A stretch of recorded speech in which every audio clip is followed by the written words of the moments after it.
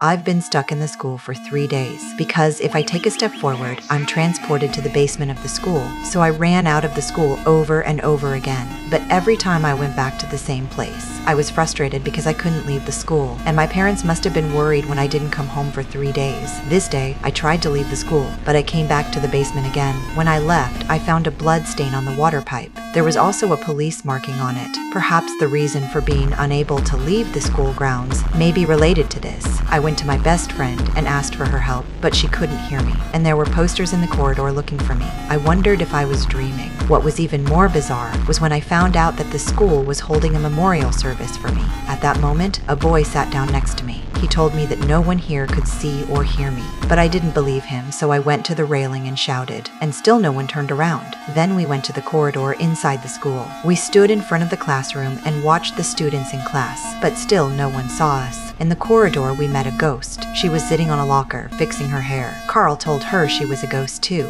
Only ghosts can see ghosts. It was only then that I had to accept the truth. Carl took me to the basketball court at school. It was a club for ghosts. They're all trapped in this school, just like me. The reason for the club is to help newcomers. This older man is the leader of the ghosts. He asked me how I died. I didn't know, and suddenly I couldn't leave the school. According to the news, the police haven't found my body yet. The others told me to think about it, see if I could recall any clues. After all, we all became ghosts after seeing our own corpses. But all I remember is my boyfriend's behavior. He'd hide in the car and sneak around every day. That's all I could think of before I died. The ghosts thought my boyfriend had something to do with my death. In order to find out the truth, I stood in front of the classroom. I wanted to see if I could find anything new. Coincidentally, classmates were having an argument with my boyfriend. During the argument, the boy ripped open my boyfriend's bag, and my missing mobile phone fell out of the bag.